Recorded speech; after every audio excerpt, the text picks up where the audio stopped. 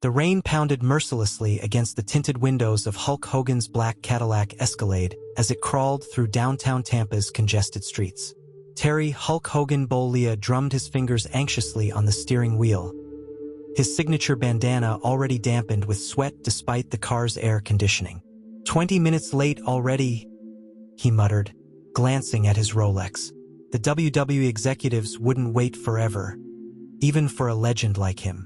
This meeting could determine his legacy, a potential documentary series chronicling his career, his falls, his redemption. The traffic light turned red again, prompting an exasperated sigh from the wrestling icon. That's when he saw them, huddled beneath the meager shelter of a bus stop overhang that had seen better days. A woman, probably in her 40s but weathered beyond her years, clutching two small boys against her. Their clothes were soaked, their small collection of belongings stuffed into garbage bags that offered little protection from the elements. Something in their posture struck him, dignity amidst desperation.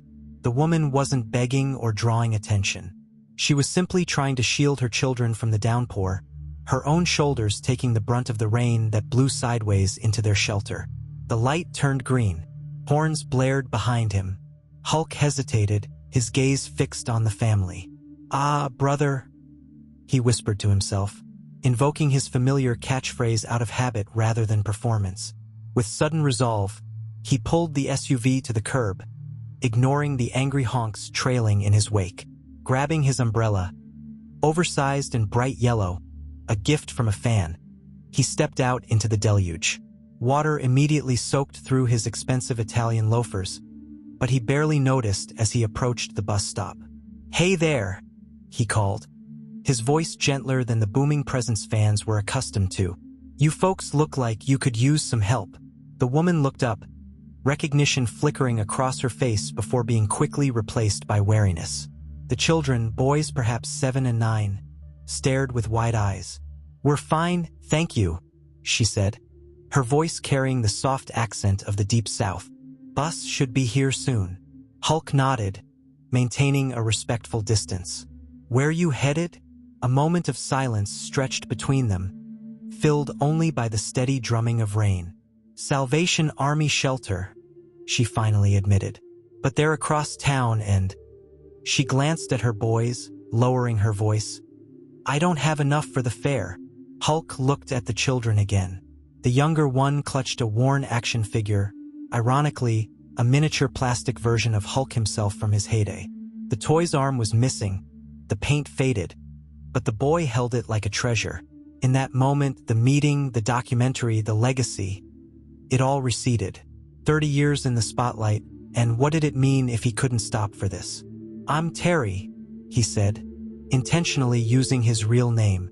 "I got my car right here. I'd like to give you a ride, if that's okay." The woman hesitated, protective instinct warring with desperate circumstance. "I'm Marlene," she finally said. "These are my brothers, not my sons. Our apartment building caught fire last week. We've been—" She trailed off, the rest of the story unnecessary. 15 minutes later, they were settled in his Escalade. The heat turned up, the boys marveling at the leather seats and built-in screens. "You really the Hulkster?" the older boy finally asked, his voice small but excited. "Used to be," Hulk answered, meeting the child's eyes in the rearview mirror. "Now I'm just trying to be a good brother. You know what I mean?" He made a call to reschedule his meeting, offering no excuses, just a simple something more important came up. The executive was furious, but Hulk felt a strange calm. They didn't just go to the shelter.